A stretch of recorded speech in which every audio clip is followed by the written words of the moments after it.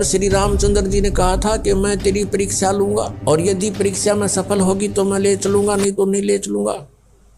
मैं तुझे अग्नि में जलाऊंगा, यदि तू अग्नि में जल गई तो समझू तेरी कि तू कलंकित थी, तू रावण को समर्पित हो चुकी थी, और यदि अग्नि में तू नहीं जली तो मैं निष्कलंक जानूंगा, तब तुझे ले चलूंगा। ऐसा ही किया गया।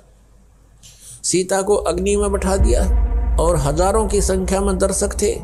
सीता जी नहीं जली और सब ने कहा कि भगवान निष्कलंक है, माई निष्कलंक है। और इतनी कठोर परीक्षा लेकर के वापस अपने घर लाया था और फिर एक व्यक्ति के कहने से श्री रामचंद्र जी ने उसको निकाल दिया, अपनी पत्नी को। तो कहाँ गई वो उसका अपना जजमेंट? तो ऐसे ये राजा के योग भी नहीं थे ये लोग, और हम इनको भगवान मान रहे थे। एक गर्भवती औरत को अपनी को घर से बाहर निकाल देता है, कहीं मरो कहीं जाओ, कोई बात थी? या परीक्षा लेने की क्या जरूरत थी?